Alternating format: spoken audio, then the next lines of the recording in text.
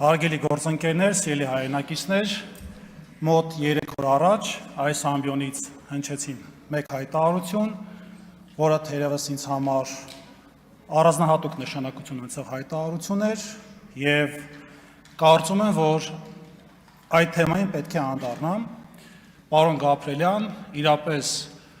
հիացած եմ ձեր ելույթով կապված այն հարցի շուրջ, որ դուք խոսեցիք Արևմտյան Ադրբեջանի խնդիրների եւ խնդիրների մասին եւ այդ հարցը իրապես կարևորում եք, սա ասում ամենայն անկեղծությամբ եւ գնահատում ձեր անկեղծությունը։ Հաջորդ հատվածը մեզ մոտ կա մի շատ կարևոր խնդիր։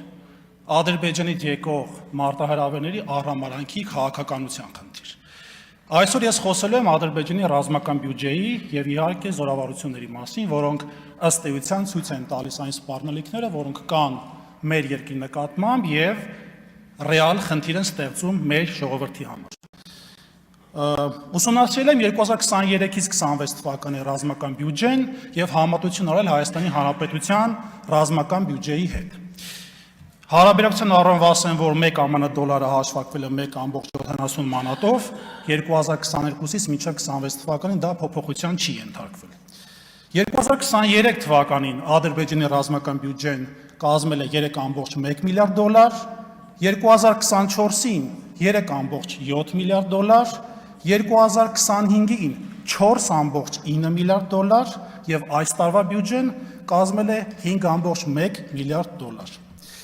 Եվ որպեսզի ավելի ճիշտ լինի թվաբանական հաշվարկը, մենք միշտ պետք է հաշվի առնենք, որ յուրաքանչյուր տարվա տոկոս հաշվարկվում է արդեն մեծացած բյուջեի նկատմամբ։ Այսինքն ստացվում է, որ 23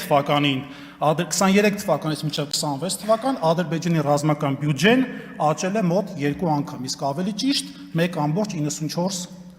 անգամով։ Եվ այսպես 23 թվականի տվյալների համաձայն 2.64 միլիարդ դոլար է կազմել Ադրբեջանի ռազմական բյուջեն, իսկ 26 թվականի պատկերով արդեն 5.13 միլիարդ դոլար։ Հայաստանի մասով ես շատ չեմ խորացել թվերի մեջ ի նկատի ունեմ տարեկան հաշվարկով, որովհետև կարծում եմ բոլորը լավ տեղյակ եք, դրա համար վերցրել եմ ընդամենը 2 տարեթիվ 25-26 թվականին։ 25 թվականին Հայաստանի ռազմական բյուջեն կազմել է 1.74 միլիարդ դոլար, որը նախորդ տարվա համեմատ մոտ 20% ավել է, եւ 26 թվականի ռազմական բյուջեն կրահեք ինչ, իհարկե ոչ թե աճել է, այլ նվազել է, եւ այդ նվազման տոկոսը կազմում է մոտ 15%, մինուս 15%։ Եվ ամենակարևորը ինչ ինձ զարմացրել է, շատ է զարմացել ամենայն անկեղծությամբ, դա Հայաստանի Հանրապետության պաշտպանության նախարարի, այսինքն պարոն Սուրեն Պապիկյանի մեկնաբանությունն է հարցի շուրջ, ես ուղիղ խոսքի մեջ բերում եմ ընթերցում։ Հայաստանը իր կարիքներին համապատասխան շարունակել է բարեփոխումները, այդ թվում սպառազինության եւ ռազմական տեխնիկայի գնումները, բայց օգոստոսի 8-ը կարևոր իրողություն է, այսինքն խաղաղության կոչված process-ը, եւ այն չի կարող մեր կողմից չընդունվել որպես կայացած փաստ, բնականաբար դա պետք է ունենա իր հետևանքները։ Ես միշտ զարմացել եմ, ասում եմ, մեր քաղաքական միտքը ոնց է շարժվում, որ երբեք հաշվի չի նստում այն սպառնալիքների հետ, որոնք գալիս են Ադրբեջանից։ Ինչի օրինակ Ադրբեջանը նույն խաղաղության տրամաբանության շրջանակներում հաշվի չի առել Հայաստանի բարեկամքը խաղաղության գնալու ճանապարհի եւ չի նվազեցել իր ռազմական բյուջեն, քանի որ կա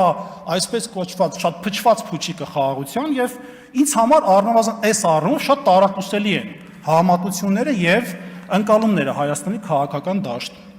Եվ ամենակարևոր հանգամանքը, որին կուզեմ անդառնալ, դա նաեւ Հայաստանի եւ Ադրբեջանի զորավարությունների թիվն է 24-25-26 թվականները, որոնք նույնպես ցույց են տալիս այն չասեմ սխալ, բայց մտածածին քաղաքական ուղղությունը, որը ինքնին իր մեջ պարունակում է շատ լուրջ մարտահրավերներ։ Հայաստանում զորավարություններ եւ Ադրբեջանում զորավարությունների թիվը պայմանավորում են, ասեցի 3 տարով։ Այսպես Ադրբեջանում 24 թվականի զորավարությունների թիվը եղել է 15-ի, այսինքն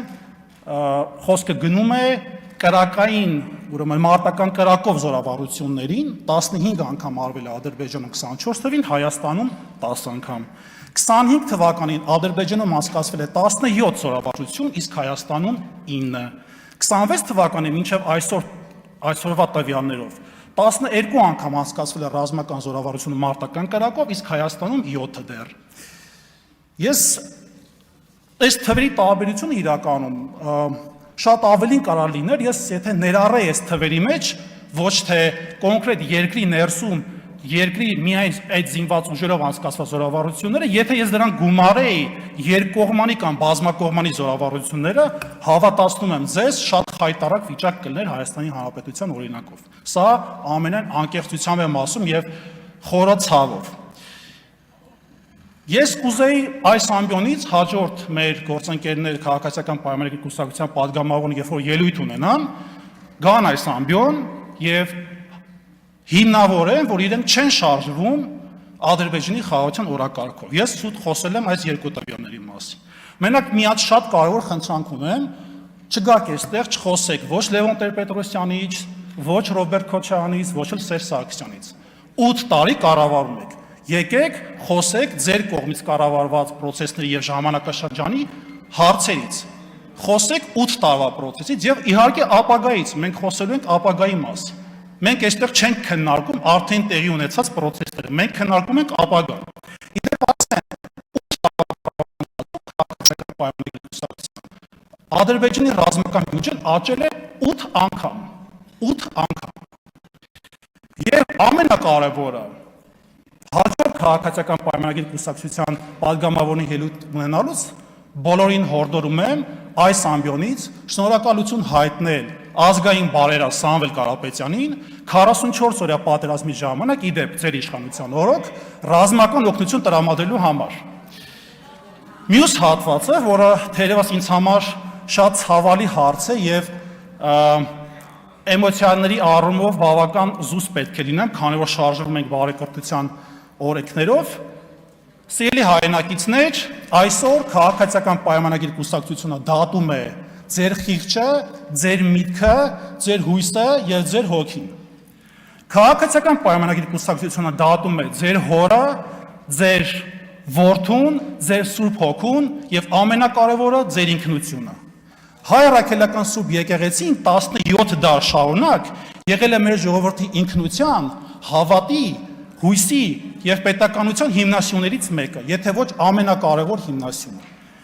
Այն որ դուք այսօր աշխարհում խոսում եք ամենահին լեզուներից մեկով, այսինքն հայերենով, կրում եք 17 դար շարունակ փոխանցվող մշակույթը եւ ունեք պատիվ կոչվելու հայ, դա միմիայն հայ առաքելական սուրբ եկեղեցու շնորհիվ է։ Եվ այստեղ կուզեի մի շատ կարևոր խնդրի մասին խոսեի, եւ այն ժամանակ հռոմեացիները խաչում էին Հիսուս Քրիստոսին, դուք հիմա խաչում եք Հիսուս Քրիստոսի ժառանգած հավատը եւ այն խաչը, որը համարվում է փրկության գործիք։ Նորին Սուրբ Օսություն Տեր Գարեգին II ամենայն հայոց կաթողիկոսը եւ Գերագույն խորհրդի հոգևոր 6 անդամ, այսինքն եպիսկոպոսները, Նաթան arczepiskopos Հովանիսյանը, Հայկազուն arczepiskopos Նաջարյանը, Մուշեղ եպիսկոպոս Բաբայանը, Հովնան եպիսկոպոս Հակոբյանը, Մակար եպիսկոպոս Հակոբյանը, Վահան եպիսկոպոս Հակոբյանը դատվում են գիտեք ինչի համար։ Երկու պատճառով։ Առաջինը, որ իրենք չեն գնացել Հուդայի ճանապարհով, չեն ենթարկվել այդ բերկրանքին շակերտների մեջ եւ ամենակարևորը չեն ենթարկվել Հարավային Կովկասի մուսուլմանների նախագահ Ալաշուքյուր Փաշազադայի հրամաններին։ Իրապես ինձ համար շատ դժվար է հարցի մասին խոսել, շատ զուսպ, որովհետեւ սա ես համարում եմ անձնական վիրավորանք իմ հասցեին, իմ մյուրոնի հասցեին եւ իմ ընտանիքի հասցեին։ Եվ Հայաստանում միակ մարդը, ով պետք է կրի խիստ պատիժ, կանգնի դատարանի խիստ պատժի առաջ, դա Նիկոլ Փաշինյանն է։